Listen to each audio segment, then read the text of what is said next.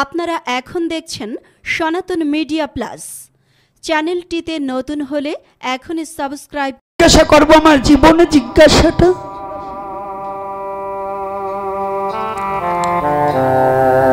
আজ না হোক কাল, কাল না হোক পরশু, আমার তো একদিন মরে যেতে হবে। চিরদিন তো জগতে কেউ বেঁচে থাকবো না, মৃত্যু অবশ্যম্ভাবী, জন্মিলে তার মৃত্যু হবে। আমি কার কাছে বলবো আমার মনের কথাটা? কে আছে গো? কে বলে দিতে পারবে গো?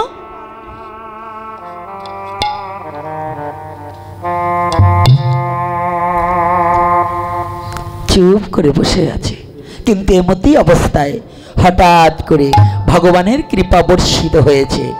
আমাদের মুনি শ্রেষ্ঠ মায়া থেকে শ্রীল সুখদেব গোস্বামী প্রভুপাদ যেন ধাবিত হয়েছে, ভাগবত খানা মস্তকে ধারণ করে ছুটে আসছে। কিন্তু হঠাৎ করে মুনিদের চোখ পড়ে গেছে, ওই তো, হ্যাঁ তাই তো, একই গগনে এক সূর্য, আবার মাটিতে এক সূর্য দেখতে পাচ্ছি। শ্রীল সুখদেব গোস্বামী প্রভুপাদের অঙ্গ জ্যোতি, জ্যোতিচ্ছটা এমন করে চতুর্দিকে প্রকাশিত হয়েছে যেন গগনের সূর্যকেও হার মানিয়ে দিচ্ছে।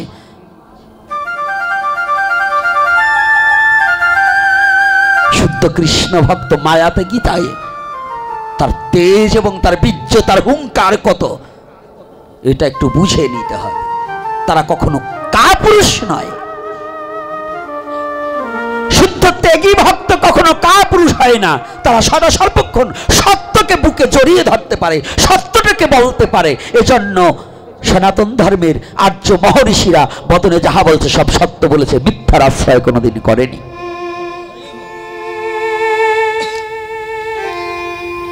এজন্য ঠাকুর রামকৃষ্ণ পরমহংসদেব বলেছিলেন, যিনি সত্যকে ধরে আছে তিনি যেন ভগবানের কোলে শুয়ে আছে।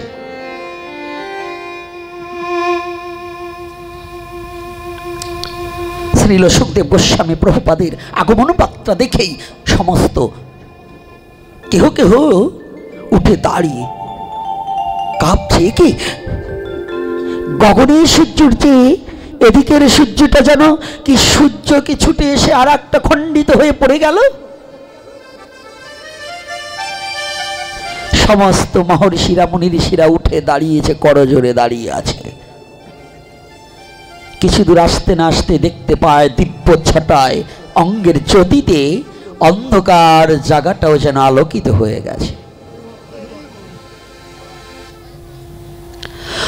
অন্ধকার জায়গাটা আলোকিত হয়ে গেছে।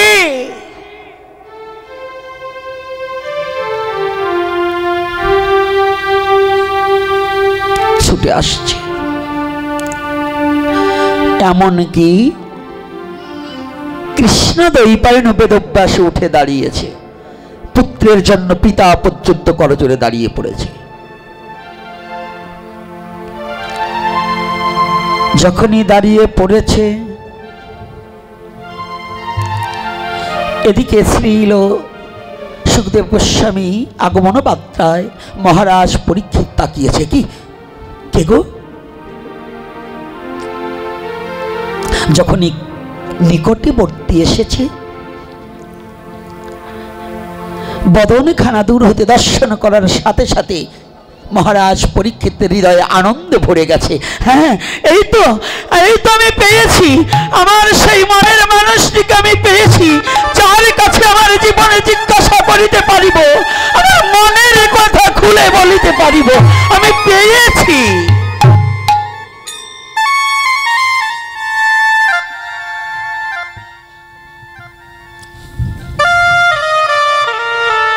মহারাজ পরীক্ষিত উঠে দাঁড়িয়েছে করজোড়ে উঠে দাঁড়িয়েছে। শ্রীল সুখদেব গোস্বামী প্রভুপাদ যখনই এসেছে,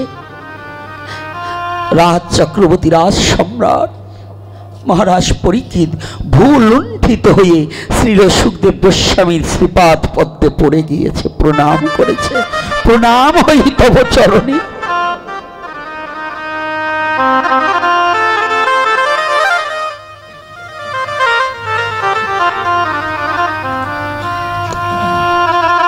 প্রণাম করেছে।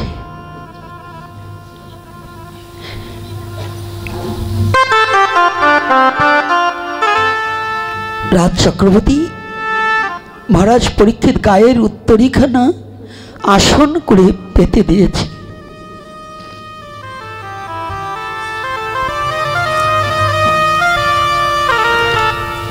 গায়ের উত্তরীখানা পেতে দিয়েছে। মুনিবার কৃপা করে একটু আসন উপবেশন করুন।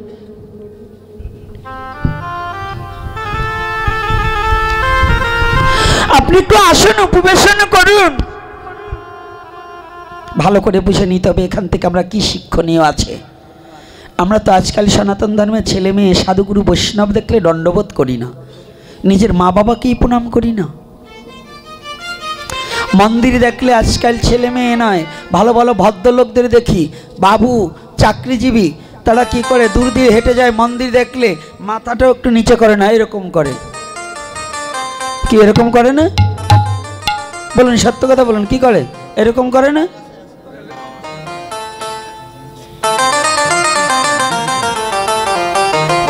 ভালো করে জেনে নিন। যদি কোনো শ্রদ্ধাভাজন ব্যক্তিকে দেখতে হয়, ভূলণ্ঠিত হয়ে প্রণাম করতে হয়, মানে নিচু হয়ে। তারও যদি না পারবে, হাতে যদি কিছু থাকে, তাহলে করজোরে প্রণাম করতে হয়, প্রণাম করতে হয়। কিন্তু আজকাল আমাদের প্রণাম নেই। আর এখানে রাজা হয়ে একজন মুনিবরকে প্রণাম করছি। কাকে? সাধুকে। আর আমরা কি মনে করি, আমাদের বাড়িতে যদি সাধু ভিক্ষা নিতে আসে, বৈষ্ণব যদি ভিক্ষা নিতে আসে, উনি তো ভিক্ষা দিলেই চলে যাবে, দণ্ডবত আর করে কি লাভ, উনি তো ভিখারি। বাবা, এমনও সাধু আজও বর্তমান আছে, কোটি কোটিপতি, কোটি কোটি টাকার সম্পদকে পরিত্যাগ করে শুধু একটু হরি নাম করে দাঁড়ে দাঁড়ে ভিক্ষা করে জীবন রক্ষা করে। আছে না বাবা? শ্রীধাম বৃন্দাবনে পরিক্রমা মার্গে এখন পরিক্রমাটাকে ধরেই রেখেছেন চৈতন্য দাস বাবা। এই চৈতন্য দাস বাবা যদি এখন বলে মুখ দিয়ে যে বৃন্দাবনের বাড়িতে আমি 100 বিঘা জমি চাই, বৃন্দাবনের মাঠে আমি 100 বিঘা জমি আমার প্রয়োজন, তাকে 100 বিঘা জমি তাকে কিনে দেওয়ার মতো ভক্তের অভাব নেই, সেটা কিনে দেওয়ার জন্য ব্যস্ত। কিন্তু সেই চৈতন্য বাবা কি করে জানেন? দিনে 2 বার গিরিরাজ পরিক্রমা করে, 2 বার পরিক্রমা করে একটু বিশ্রামের সময় হলে শুধু মাটিতে মাথাটার নিচে হাতটা রেখে কিছু সময় একটু বিশ্রাম নেয়। আবার ব্রহ্ম মুহূর্ত কালে গাত্রোত্থান করে আহ্নিক সেরে আবার পরিক্রমায় বেরিয়ে যায়। আচ্ছা বলুন দেখি, যে ব্যক্তি মুখ দিয়ে বলার সাথে সাথে 100 বিঘা জমি হয়ে যেত, আমার মতো পাপিষ্ট হলে আমি কি এটা চাইতাম না? আর সে পরিত্যাগ করে দিচ্ছে, না না আমার কিছুর দরকার নেই, তোমাদের যদি আমাকে কিছু দিতে হয় তোমরা এই বৃন্দাবনের সাধুদের কিছু দিয়ে দাও, তোমরা এই ভক্ত সেবা করে দাও, আমার কিছুর প্রয়োজন নেই। একটু কথাটা বুঝতে হবে, কিচ্ছু চাই না। আচ্ছা দিনহীন কাঙালের মতো একখানা মলিন বস্ত্র পরে, একখানা মলিন বস্ত্র গায়ে দিয়ে ওই গিরিরাজ পরিক্রমা করে। আচ্ছা বলুন দেখি, ওই রকম একজন বৈষ্ণব যদি আপনার দ্বারে আসে, আমার মতো পশুর কাছে যদি আসে, আমি যদি মনে করি উনি সাধারণ মানুষ, আমার কাছে একটু ভিক্ষা চেয়েছে, এটা কি সত্য হবে?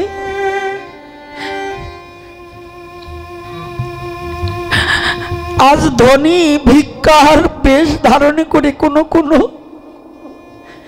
পামরকে উদ্ধার করার জন্য একমুষ্টি ভিক্ষা নিয়ে ভগবানের সেবায় দেওয়ার জন্য ছুটে আসে। কিন্তু আমি আমার সীমিত ধনের অহংকারে কত না সাধুগুরু বৈষ্ণবের অন্তরে ব্যথা দিয়ে থাকি। জীবনে কত না বৈষ্ণবের অন্তরে কত কটু কথা বলে বলে আঘাত দিয়েছি। আমার জীবনে কত ভক্তের প্রাণে ব্যথা দিয়েছি।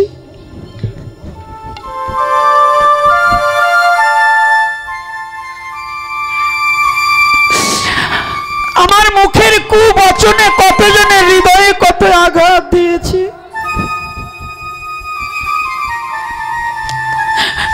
আমার ব্যবহারে জগতে যে কত ভক্ত হৃদয়ে আঘাত পেয়েছে।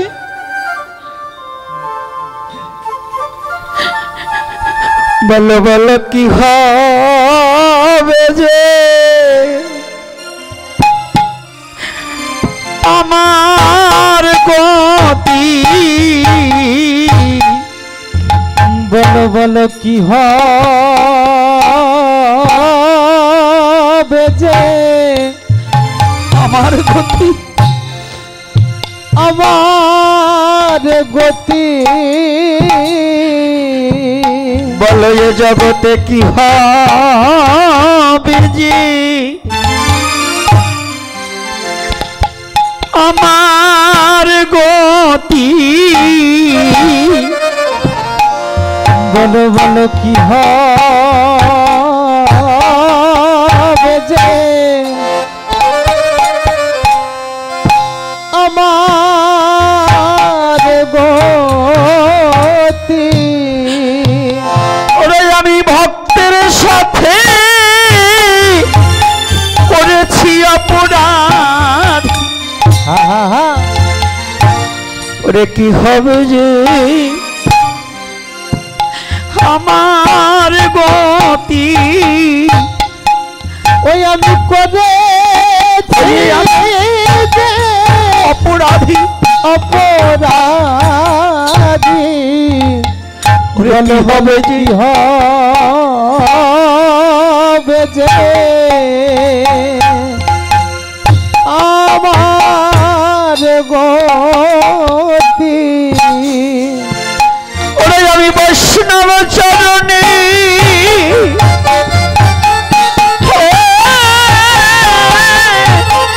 ওরে অপরাধী, জগতে কি হবে যে ওরে আমার গতি। ওই আমি বৈষ্ণব চরণে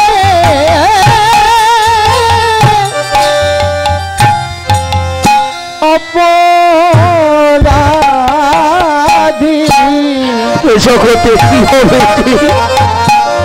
জগতে কি হবে যে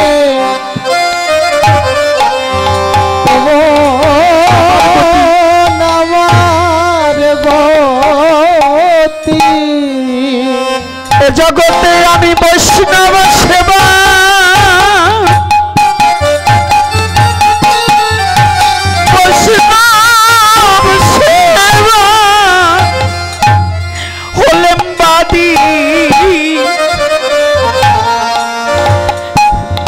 কি হবে আমার গতি। ওই আমি বৈষ্ণব সেবা জয় বিদায় গৌর হরিব হলাম বাদী, বলো বলো কি হবে যে আমার গতি, বলো আমার গতি। বিশ্ব জগতে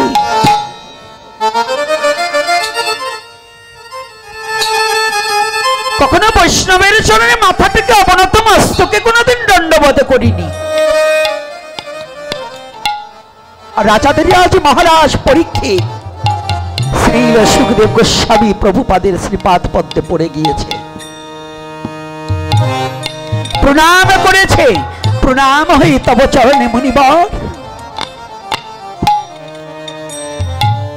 আমার কি আছে, আজ রাজা হয়েও দিন ভিখারি সেজেছে।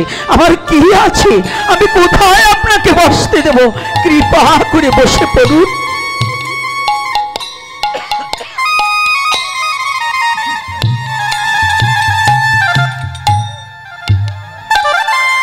বসতে দিয়েছে।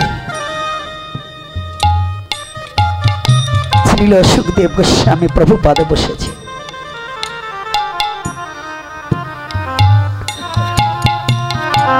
শ্রীল সুখদেব প্রভুপাদ বলছেন, মহারাজ মহারাজ মহারাজ পরীক্ষিত বলছে, মুনিবর আপনি কাকে মহারাজ বলছেন? কে মহারাজ? বলছে কেন আপনি? বলছে না না, আমি আজ তো মহারাজ নই। মহারাজ পরীক্ষিত আগেই মরে গিয়েছে। আজ দিন ভিখারি কাঙাল পরীক্ষিত আপনার চরণে এসে শরণ নিয়েছে। হরিবল। যে পরীক্ষিতের আর সবই কিছু থাকিতেও দিনহীন কাঙাল হয়ে খালি হাতে এসে আপনার চরণে প্রান্তে দাঁড়িয়েছে।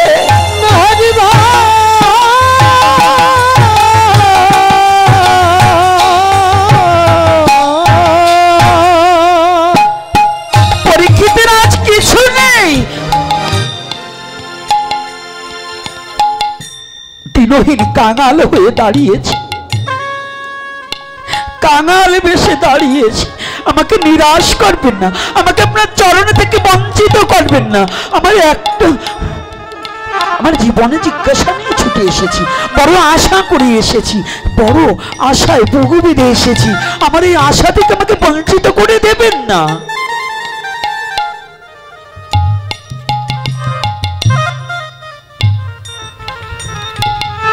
আমাকে নিরাশ করে দিবেন না।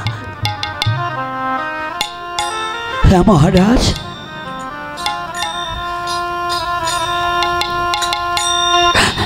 মুনিবর এ জগতে আমার মতো আর কোনো অপরাধী নেই। আত্মগ্লানি,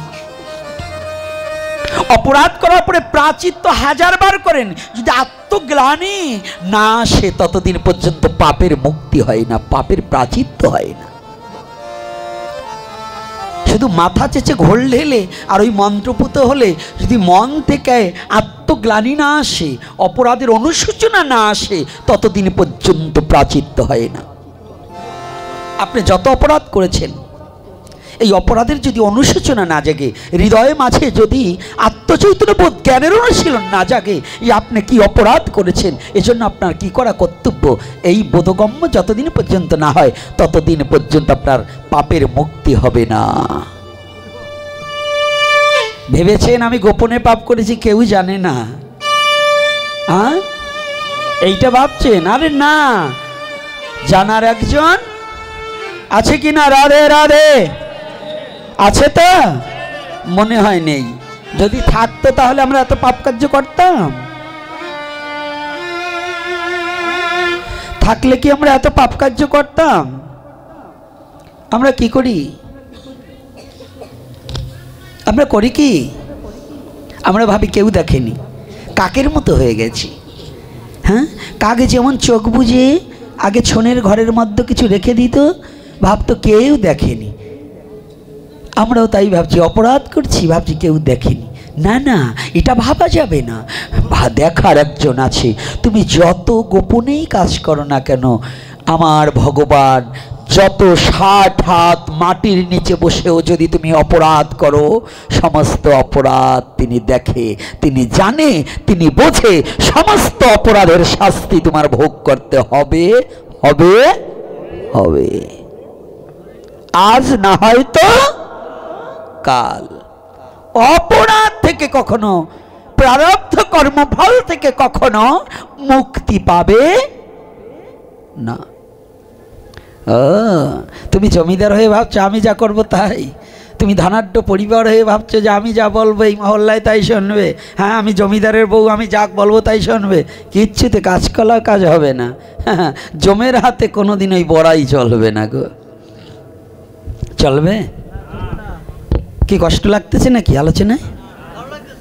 কষ্ট লাগতেছে মা, না ঘুম আসছে?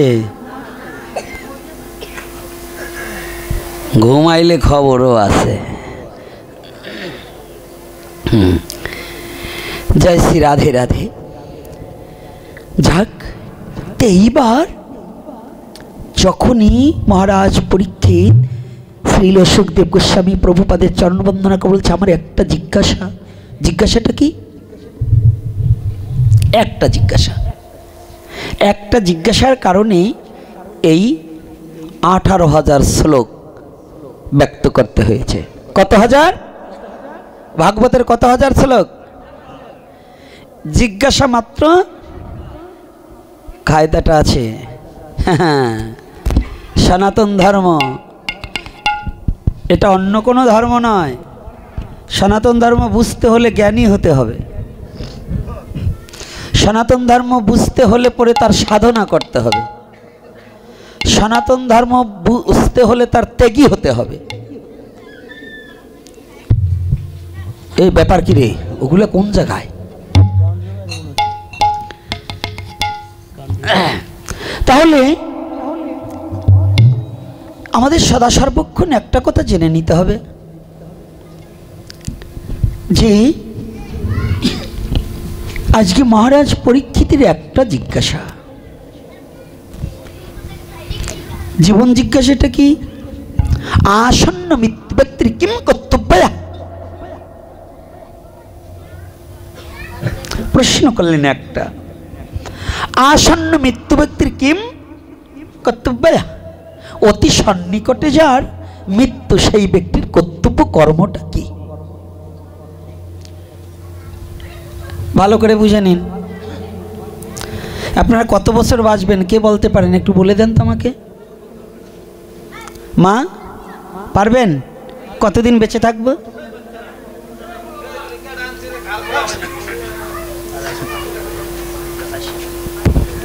আমি একটু আজকে দুটো কথা বলবো, রাগ করবেন না। যারা বাচ্চাদেরকে হরিবাসরে এনে খাবার দেওয়া ঠিক না, আপনারা মেলা মিলিয়ে নিয়েছেন। হাতে গোনা 20-25 জন ভক্ত আমার মনে হয়, এর মধ্যে যদি আপনারা আপনাদের বাচ্চাকে কন্ট্রোল না করতে পারেন, আপনারা কেমন মা বাবা হয়েছেন? খাবার নিয়ে আপনার বাচ্চাকে, আপনার অর্থ আছে, যোগ্যতা আছে, কিনে দিচ্ছেন। আর একজন তো বাচ্চা নিয়ে আছে, তার কেনার টাকা নিয়ে আসেনি, আপনার তাকে কিনে দিতে হবে।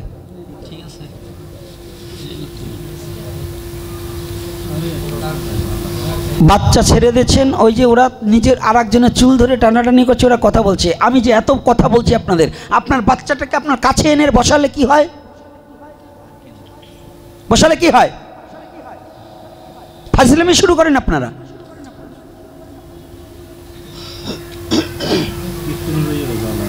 বেলুন কিনা নিয়ে আসছে, এটা কি মেলা? আগে বুঝবেন, আপনার বাচ্চা যেমন এই হরিবাসরে আর একজনের বাচ্চাও তেমন। আপনার বাচ্চার যেমন খেতে ইচ্ছা করে আপনি কিনে এনে দেন, ও যেমন টুকটুক করে খাবে, আর একজনের বাচ্চা তাকিয়ে থাকবে, ও বলবে মাকে দাও, তখনই গন্ডগোল বেঁধে যাবে। কি বাঁধবে কিনা? তাহলে আপনার এইটুক যদি কমন সেন্স না থাকে, তাহলে আপনি কেমন মা? আপনার সন্তান আর একজনের সন্তান সমান চোখে দেখতে হবে, না হলে আপনি মা হতে পারবেন না। রাগ করবেন না কেউ, আমার অপরাধ ক্ষমা করবেন। সবাই তো টাকা নিয়ে আসতে পারে না। পারে বাবা, সব সময় পারে তো। এগুলো আমাদের বৈধ না মা। কীর্তন কীর্তনের মধ্যে দেখা যায় সনাতন ধর্মের এই যে আমি একটু না বলে পারবো না, এইবার একটু বাড়তি কথা এসে গেছে। এখানে লীলা কীর্তন হয় না? দেখবেন খালি কি করবেন, মায়েদের পাশে দেখবেন বাদামের খোসা এতগুলো। ঠিক আছে, কি পাওয়া যায় কিনা? যারাই কাজ করেন পাওয়া যায় কিনা? নামযজ্ঞের মধ্যে বাদাম খাচ্ছে, টুকটুক করছে আর গল্প করছে, দিদি কেমন আছিস, হ্যাঁ তোর বিয়ে হইলো কবে, হ্যাঁ অমক কি তমক কি, তোর বাচ্চা কাচ্চা কি। এ ছাতা যদি করবা তাহলে বাড়ি বসে নিমন্ত্রণ দিয়ে আইনে তারে করিও। হরি নামে ভাগবতী আসরে লীলা কীর্তনে কখনোই গল্প করতে আসো না, তাহলে আর পাপ হবে, নরকে যাবে। এগুলোকে পরিত্যাগ করা শিখুন। বাদাম খাওয়া আসরে কখনো নামে প্রেম হয় না। আরও কি হয়, যত ভক্ত এসে যে পাপ রাশি আপনার এখানে নিয়ে আসবে, ওই পাপ আপনাকে গ্রাস করবে। এজন্য নামের আসরে বসে পান খাওয়া যাবে না, নামের আসরে বসে টানা যাবে না। এই আসরে প্রবেশ করতে হলে মুখ ধুয়ে এসে বসতে হবে। আপনারা তো ভাগবত নেই, নামের আসরে নেই, লীলা কীর্তন নাই, পান ওই ওখান থেকে গাঠিতে বাইর করে দুটো চাবাই এবার একটু ফুস করে নিচে একটু রস ফেলান, আর একজনের কাপড়ে লাগে যাইতে বকতে বকতে যায়। কি এরকম হয় না? চাবা ফেলে নিচে পান চাবি ওই শুকনো মানে আর রস থাকে না, চাবাতি যাবি তেমন খাওয়া খাচ্ছে আর রস রস কিছু নাই, ওইটি আবার ওই বিছনার তলে ফেলে, ওইটি আবার আর একজন বসে, তার কাপড়টা ভালো কাপড়টাও নষ্ট হয়ে যায়। তারপরে পথ বেড়ে বকতে বকতে যায়। নিজে তো খাবেনি, নিজে তো রসাতলে যাবেন, মা বাবারও বকা শোনাবেন।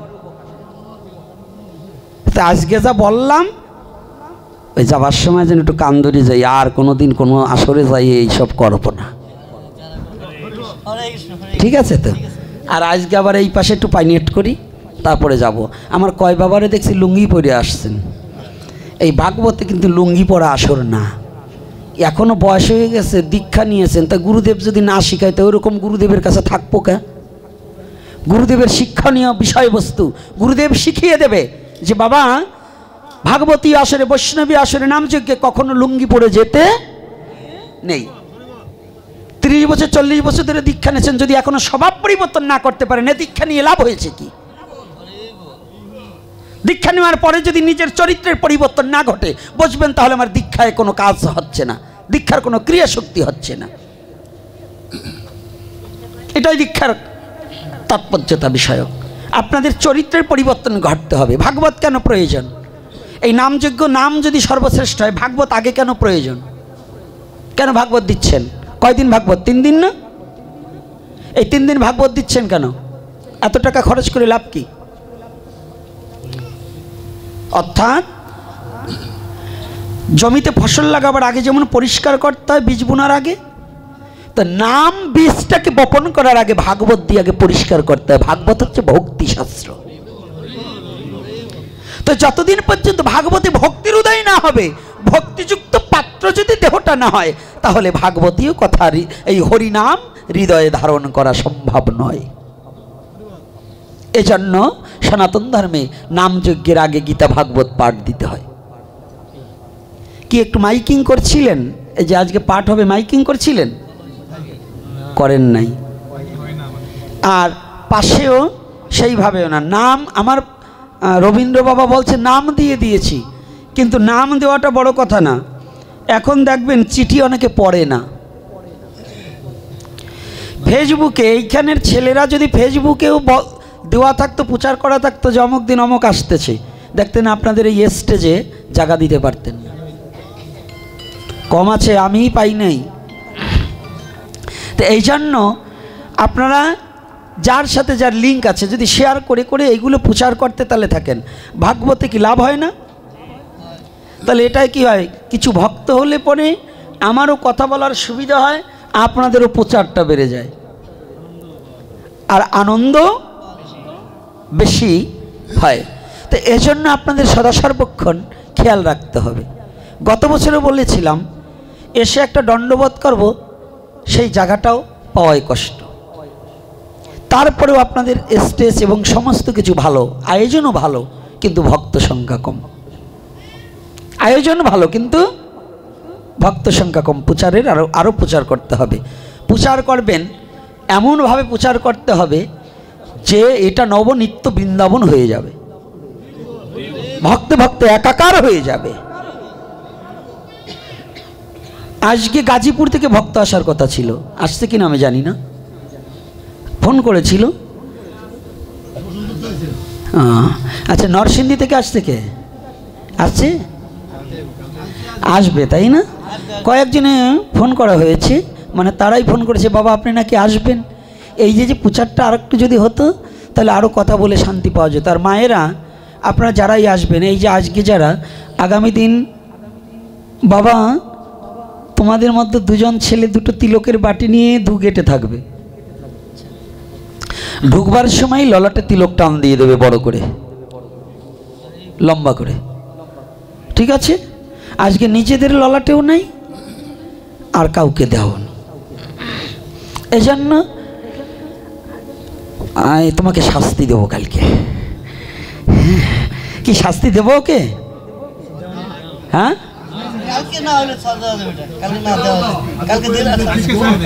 কেউ কেউ কয় মানে আপনাদের কোনো মায়া মমতা কিচ্ছু নেই, আপনারা বললেই আমি শাস্তি দেবো। এটা ভাবলেন কি করে? আপনাদের হৃদয়ে একটু মায়া নেই, অতটুকু ছেলেকে শাস্তি দিতে বললেন? আপনাদের লজ্জা করা উচিত। অতটুকু ছেলে ও তো বই এসে সহযোগিতা করে, আর আপনারা বুড়ো বুড়োগুলো দেরিতে করে আসেন, তাহলে এইটা আরো ওরে শাস্তি দেওয়ার জন্য কয় কি সাহস বাবা রে। ওরে আর আপনাদের বলা উচিত ছিল না, আমরা ওর জন্য একটু ভুল হয়ে গেছে, বাচ্চা মানুষ ভুল হতেই পারে, এটা বলে না। আর হ্যাঁ, এই বাবাদের চেয়ে তো মায়েদের সাথেও বেশি চলে। আপনারাও তো ভারী নিষ্ঠুর গো, আপনারা এত নিষ্ঠুর কেন? আপনারাও বলেন না কিছু। বাবা রে, এরা কি মায়াহীনা লোক রে। না সত্যি সত্যি তো না। এইবার দেখুন কি বললেন, আসন্ন মৃত্যু ব্যক্তির কিম কর্তব্য, অতি সন্নিকটে যার মৃত্যু তার কর্তব্য কর্ম কি। শ্রীল সুখদেব গোস্বামী প্রভুপাদ বললেন, সাধু সাধু সাধু, তিনবার সাধু উপাধি দিলেন। কি? সাধু সাধু সাধু। মহারাজ পরীক্ষিত করজোড়ে বিনয় করে বলছেন, না না মুনিবর, অভিশপ্ত জীবনে কখনো সাধু হওয়া যায় না। আমার অভিশপ্ত জীবন, পাপ দেহে কখনো সাধু হওয়া যায় না। সাধু তো সে নিষ্পাপ। আমরা তো একেবারে সাধু হয়ে যাই, গলায় তিনটে মালা দিলেই, কপালে একটু তিলক পড়লেই বৈষ্ণব হয়ে যায়, তাই না? আপনাদের দেশে আছে কি না জানি না, এক গ্রুপের বৈষ্ণব আছে, ঘরে দরজা দিয়ে খায়, মানে ওনরাই বৈষ্ণব, আর কেউ সব অবৈষ্ণব হয়ে গেছে। কয় শিক্ষার করে গেছি, জানিস আমরা শিক্ষার করে গেছি, আমাদের এখন আমরা বৈষ্ণব। যে বলে যে আমি বৈষ্ণব, সে কোনোদিন বৈষ্ণব? চিনি কোনোদিন বলতে পারে যে আমি কতটুকু মিষ্টি? বলতে পারে বাবা? তা চিনি কতটুকু মিষ্টি কারা বোঝে? যারা খায়। তা আমি যে সাধু হয়েছি, আমি যদি বলি আমি সাধু হয়েছি, বুঝবে আমি শয়তান। তাহলে কে বুঝবে? সাধুর সঙ্গ করে যার চরিত্রের পরিবর্তন হয়েছে, যার প্রেমের উদয় হয়েছে, জানবে ওই ব্যক্তি সাধু হয়েছে।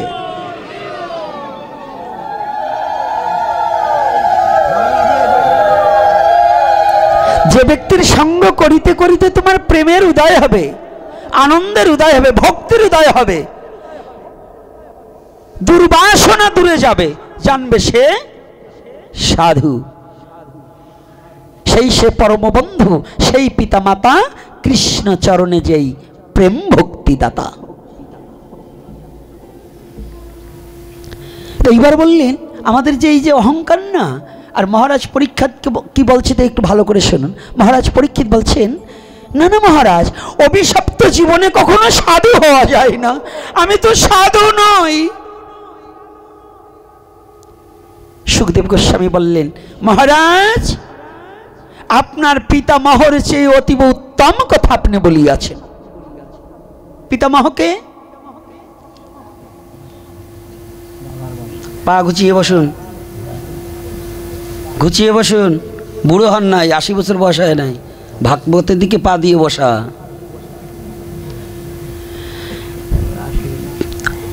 মহারাজ পরীক্ষিতের পিতামহকে কি ভাগবত শোনেন না? বাহ, ওই একজন বলেছে। মহারাজ পরীক্ষিতের পিতার নাম কি? অভিমন্যু। অভিমন্যুর পিতার নাম কি? অর্জুন। তাহলে পিতামহ মানে ঠাকুর দাদা। এখানে শ্রীল সুখদেব গোস্বামী প্রভুপাদ বলছে আপনার পিতামহর চেয়েও অতীব উত্তম কথা আপনি বলিয়াছেন। কেন বললেন? বললেন মহারাজ আপনি যে কখনো সাধু হয়েছেন আপনি নিজেও জানেন না। বলছে কেন? বলছে হরিণীর নাভিতে যেমন কস্তুরী জন্মায়, কস্তুরীর ঘ্রাণে হরিণী বনে বনে ভ্রময়, মানে বনে বনে দৌড়িয়ে বেড়ায়, এত সুগন্ধ। কিন্তু নিজের নাভিতে যে কস্তুরী জন্মেছে হরিণী সন্ধানে যেমন পায় না, আপনি যে কখনো সাধু হয়েছেন আপনি নিজেও জানেন না। সাধু হলে সাধু জানতে পারে কি বাবা? জানা যায়? আমি কখন সাধু হব এটা আমি জানতে পারবো না, জানা যায় না। বলছে কেমন? বলছে আপনার পিতামহ অর্জুন, যার রথের সারথি সাক্ষাৎ ভগবান কৃষ্ণ। যে ভগবান কৃষ্ণ অর্জুনের রথের সারথি না হলে পরে অর্জুনকে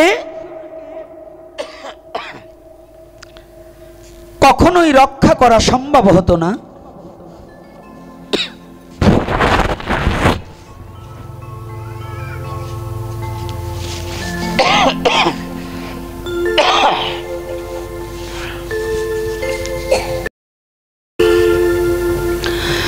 কখনোই সম্ভব হতো না।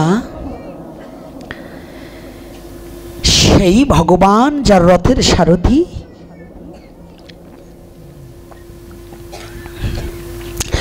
সেই অর্জুন ভগবানের কাছে যে মঙ্গলময় হরিজার রথের সারথি, তাকে জিজ্ঞাসা করছে আমার পক্ষে কোনটা শ্রেষ্ঠ হবে তুমি বলো। কি গীতায় অর্জুন তাই বলছে না? সাংখ্যযোগে কি বলেছে? এই যুদ্ধ আমি করিব না। আস্তে আস্তে বললেন তাহলে আমার পক্ষে কোনটা মঙ্গল হবে সেইটা তুমি বলো। কৃষ্ণকে বলছে না মঙ্গলময় হরিজার রথের সারথি, তাকে বলে আমার পক্ষে কোনটা মঙ্গল হবে। এইটা কি অর্জুনের মূর্খতা নয় কি বাবা? প্রধানমন্ত্রী যার সাথে থাকে, প্রধানমন্ত্রীর পিএস যিনি একেবারে কাছের লোক ব্যক্তি, যদি সেই পিএস যদি বলে যে আপনার সাথে একান্তে কথা বলার কোনো সময়ই পেলাম না, এটি কি মেনে নেওয়া যাবে? তাহলে পাগল ছাড়া কি আর কিছু? তো অর্জুন একটু পাগলামি করেছে, বলছে আমার পক্ষে কোনটা মঙ্গল হইবে তাহা তুমি খুলে বলো। আর মহারাজ পরীক্ষিত বলছে আমার কর্তব্য কর্ম কি? তাহলে কর্তব্য কর্মই শ্রেষ্ঠ নাকি? কর্তব্য কর্মই শ্রেষ্ঠ। এখন আপনারা যারা মা বাবা হয়েছেন, প্রতিটা জীবের একটা কর্তব্য আছে না বাবা? আচ্ছা, শুধু কি মা বাবারই কর্তব্য ছেলের প্রতি, না ছেলেরই কর্তব্য মা বাবার প্রতি? কোনটা? না উভয়ের প্রতি কর্তব্য আছে। কেন খালি শিষ্যেরই কর্তব্য আছে গুরুদেবকে টাকা দেবে, কিন্তু গুরুদেবের কি কোনো কর্তব্য শিষ্যের প্রতি নাই? হ্যাঁ আছে না? না গুরুদেবের কর্তব্য আছে প্রতি মাসে মাসে একটা রিসিভ বই নিয়ে আসবে, বাবা কিছু চাঁদা দিস, এইটা না? না ভজন শিক্ষা দেওয়া। তাহলে প্রতিটা মা বাবার কর্তব্য কি ছেলেকে বড় চোর বানানো, না ভক্ত তৈরি করা, না খালি চাকরিজীবী তৈরি করা? এখন তো বর্তমান প্রায় মা বাবাই খালি বড় চোর বানাতে চায় ছেলেকে, কিন্তু ভক্ত তৈরি করতে চায় না, মানুষ তৈরি করতে চায় না। চোর তৈরি করার জন্য ব্যস্ত, কিন্তু মানুষ তৈরি করতে চায় না। বলে কেমন আমার ছেলে বড় অফিসার হবে, তারপরে যারা বর্ডারে থাকে তাদের জন্য কি বলে কাস্টম না? আমি এবার ভুলে যাই বাবা, মনে থাকে না। তো ভাবে যদি আমার ছেলে কাস্টম অফিসার হয় আর যদি বেনাপোল বর্ডারে বসতে পারে, হ্যাঁ, তাইলে আমি কাস্টম অফিসারের মা, আমার স্বর্ণের অলঙ্কারের অভাব থাকবে না। তাইলে চোর এইটা না বানাইয়ে কি পারানো যায় বলুন? কিন্তু কোনো মা বাবা, বেশিরভাগ লাখে না মিললেও একজন মা বাবা চায় না যে আমার সন্তানটা শুদ্ধ কৃষ্ণ ভক্ত হোক, আর কিছু হোক বা না হোক, গোবিন্দ আমার যেদিন যাবার সময় হবে, আমার প্রাণ পাখি যেদিন চলে যাওয়ার সময় হবে, সেদিন আমার ছেলে যেন আমার কর্ণে একটু কৃষ্ণ নাম দিতে পারে।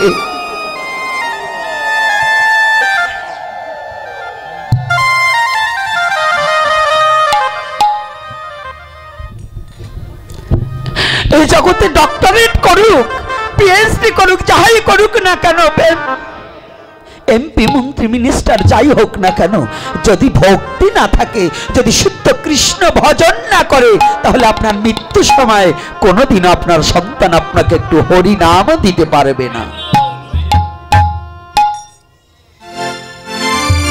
এজন্য প্রতিটা মা বাবার কর্তব্য কর্ম হচ্ছে তার সন্তানকে শুদ্ধ কৃষ্ণ ভক্ত তৈরি করা। আর সন্তানের কর্তব্য হচ্ছে শ্রদ্ধার সহিত মা বাবার নির্দেশ প্রতিপালন করা।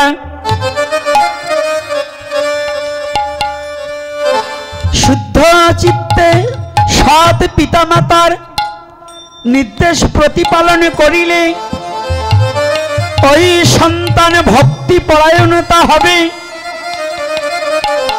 যে সন্তান ভক্তি পরায়ণতা হবে, তার এহকাল পরকাল দুকালই তার আনন্দে কেটে যাবে।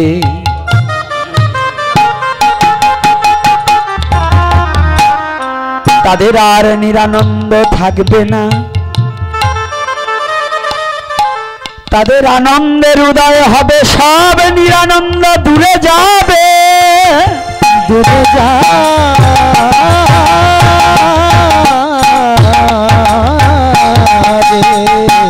যারা জগতে কর্তব্য পরায়ণতা হবে,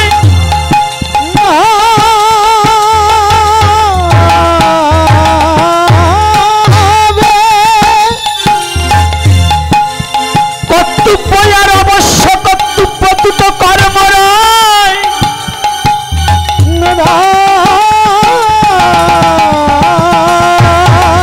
কর্তব্য কর্মে প্রাকৃতিক জগতের কর্ম করা হয়, অবশ্য কর্তব্যের মধ্যে কৃষ্ণ ভক্তি উদয় হয়।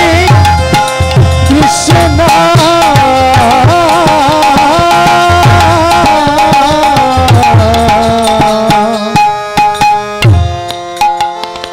কৃষ্ণ কৃষ্ণ। এজন্যই অবশ্য কর্তব্য একান্ত আছে প্রয়োজন। ধীরে ধীরে সেই কথা কিছু করিব বর্ণন। যদি আর কিছু সময় ভক্ত বসে থাকেন আর করেন আকর্ণন, আর 2-1 মিনিট আলোচনা করব সারা রাত।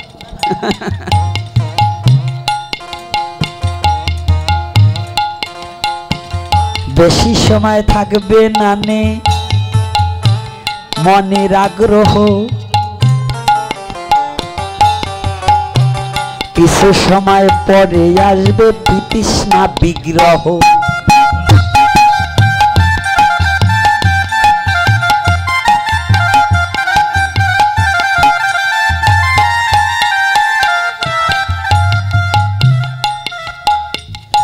এইবারেতে প্রশ্ন একখান করে গেলেন দান, ধীরে ধীরে করি আমি প্রশ্নের সমাধান।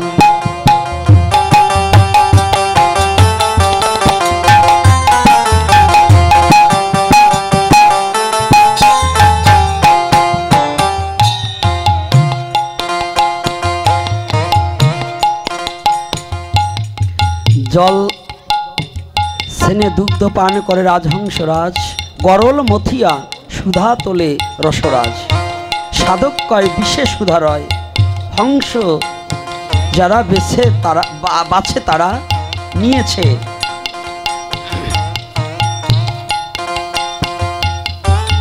পর ক্লাস 2-তে যদি মাধ্যমিক পরীক্ষা দেবার চাও, কপালে কিল ছাড়া কিছু জুটবে না। এই প্রশ্ন যে করেছে, দীক্ষা এবং শিক্ষা এবং ভজন কতটুকু করে, আমি তাকে তাই দেখতে চাবো। আগে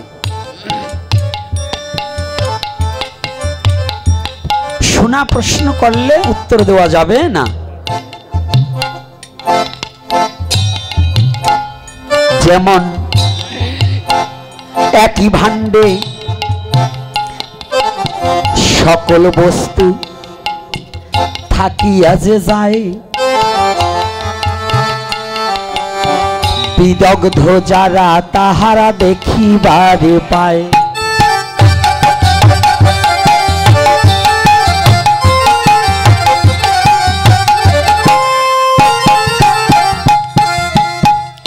যেমন যে কথাটাই আপনাকে বলিবারে চাই, কিছু কথা দিয়ে আমি বুঝাইতে চাই।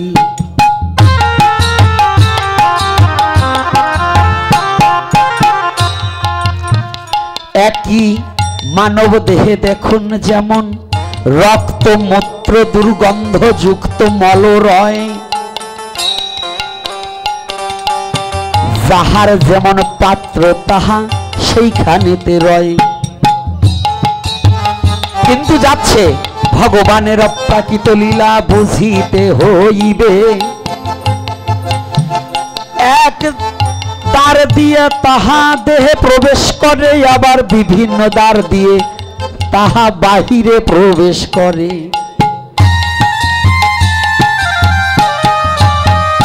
আছে কিনা? খাচ্ছি কোন দিয়ে? একটা দ্বার দিয়ে না বাবা? প্রস্রাব তার দরজা দিয়ে সে যাচ্ছে, মল তার দরজা দিয়ে যাচ্ছে, ঘাম তার দরজা দিয়ে যাচ্ছে। তাহলে ভাণ্ড কি একটা না? তাই আপনার এই দেহ ভাণ্ডে সুধাও আছে, গরলও আছে। গরল মানে বিষ। হরিনামী অমৃত, হরিনামী বিষ। যে যেমন ব্যক্তি তারে তেমন বুঝে শুনে দিস।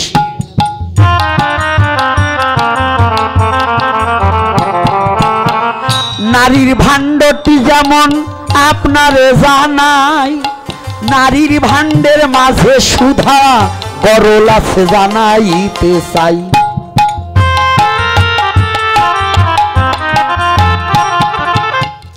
নারীর বুকে পয় ধরে সুধার সৃষ্টি হয়, ওই নারীকে কামচিত্তে ভোগ করিলে তার জন্ম সারে খারে যায়। নাকি মিথ্যা বলছি? নারীকে যদি মা বলে প্রণাম করা যায়, প্রেম। আর যদি কামনা চিত্তে বক্ষে জড়িয়ে ধরে তাহলে কি কাম। যেখানে কামনা আছে সেখানে প্রেম থাকে না, আর যেখানে প্রেম থাকে না সেখানে ভগবান থাকে না। যেখানে ভগবান থাকে না সেখানে আপনার জন্ম নিষ্ফল হয়ে যায়। ছোট্ট করে উত্তর দিলাম এই না প্রশ্ন ধরে, আবার যাব দ্বিতীয় প্রশ্নের জবাব আমি করে।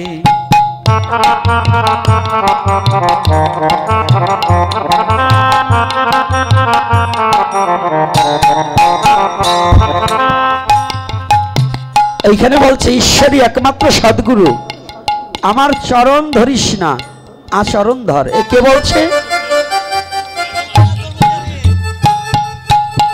আচরণের মধ্যে তাৎপর্য আছে। লোকনাথ বাবা ত্যাগী, তিনি বলছে আমার এই ত্যাগটাকে তোরা লক্ষ্য কর। এখন যদি বলেন কৃষ্ণ যা করছে আমিও তাই করবো, ওনার আচরণ ধরবো, তাহলে কিল খাইয়ে মরতে হবে। সদ্গুরু, পৃথিবীর গুরু বলতে সবই সৎ। গুরু বস্তুই সৎ, সচ্চিদানন্দ, শতজ ধাতু, চিৎকন্দর্প বায়ু, আনন্দ বীর্য, এই তিনে ঘনীভূত অবস্থার নাম সচ্চিদানন্দ বিগ্রহ অনাদিরাদি গোবিন্দ সর্বকারণের কারণম। কিন্তু বাবা, এই তত্ত্ব বুঝিতে হলে সদ্গুরুর প্রয়োজন। কর্মী গুরু না হইলে বুঝবে না কখন। বুঝবে না তখন মন, বুঝবে না তখন কষ্ট, বুঝবে না তখন মন, বুঝবে না সে মন।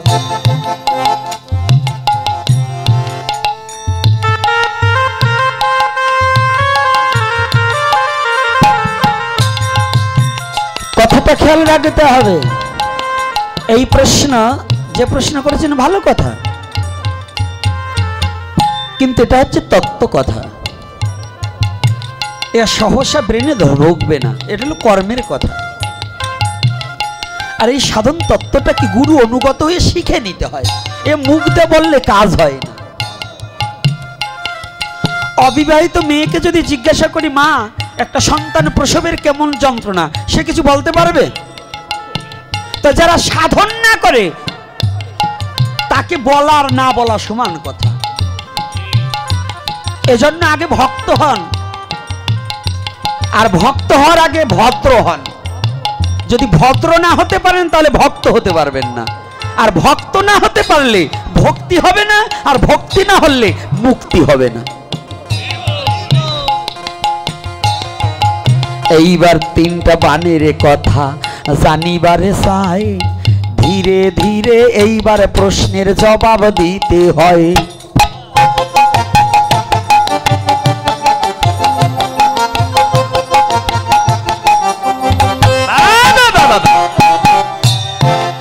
বাক্যবান, বন্ধু বিচ্ছেদবান ও বিত্ত বিচ্ছেদবান, এই তিনটি বান সহ্য করিতে পারিলেই মৃত্যুকে হটিয়ে দেওয়া যায়। কোন মৃত্যু? মৃত্যু কত প্রকার এবং তাহা কি কি? না মরলে বাঁচা যায় না। ওই মরা কাকে বলে? মৃত্যু অনেক প্রকার। নিত্য মরা, বছরে একবার মরা, গুরুচরণে মরা, দেহ থেকে প্রাণ পাখি চলে গেলে তাকেও বলে মরা। এখন আপনি কোন মৃত্যুকে হারাতে চান, কোন মৃত্যুর কথা জানতে চান? ধরে ধরে এই না প্রশ্নের আগামী দিন জবাব হবে। কত প্রকার মৃত্যু আছে বিশ্ব চরাচরে,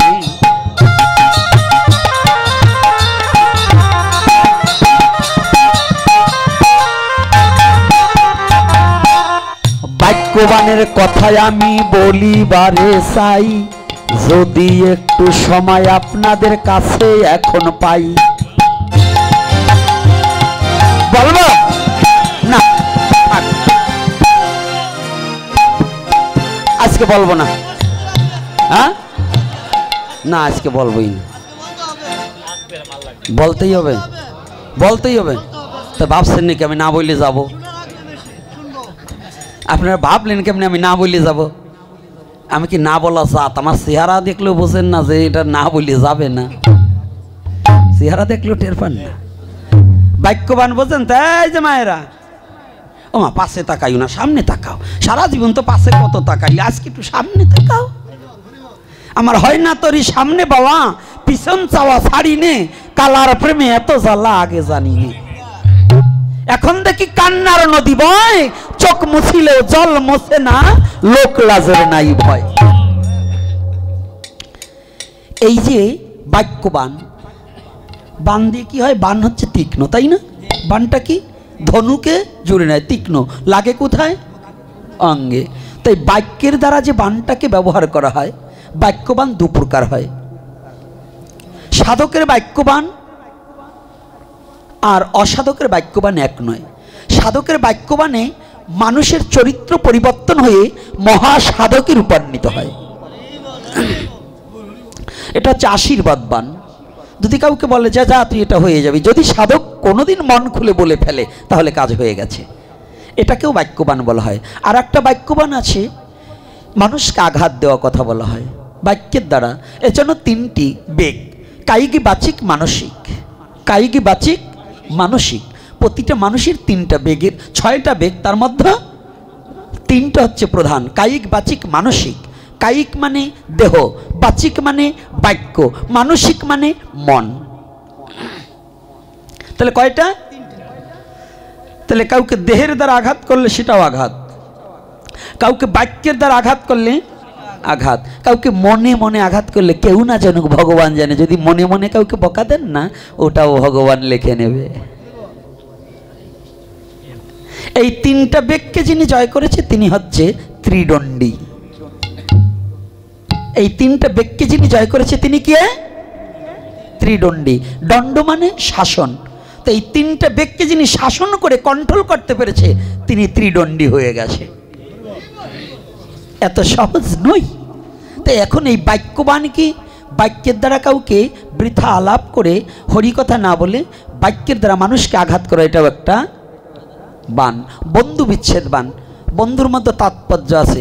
গাঁজাখোরের বন্ধু গাঁজাখোর, ওইটা মরিয়ে গেলে গাঁজাখোরের খুব কষ্ট হয়, হয় কি না বাবা? আরে অমুক মরিয়ে গেল, আমি আজকে গাঁজা কোয়ানি পাবানি। মাতালের হইল মতের চিন্তা, যদি মদখোরেটা মরিয়ে যায় মাতালের আবার চিন্তা হয়, ওর একটা দুঃখ জাগে না হৃদয়। আর প্রকৃত বন্ধুকে সেই সে পরম বন্ধু, সেই পিতা মাতা কৃষ্ণ চরণে যেই প্রেম ভক্তি দাতা। যে বন্ধু তোমাকে কৃষ্ণ চরণে প্রেম ভক্তি দান করেছে তার বিরহ আছে। কিন্তু মাইগি জগতের বন্ধু বিচ্ছেদ, এই বানটাকে যদি উপেক্ষা করে একমাত্র ভগবানের চরণে আশ্রিত হওয়া যায়, তিনি এই নিত্য মরার হাত থেকে রক্ষা পেতে পারে। নিত্য মরা কি জানেন? কামিনীর কোলে ঢলে পড়া, এইটাকে নিত্য মরা বলা হয়।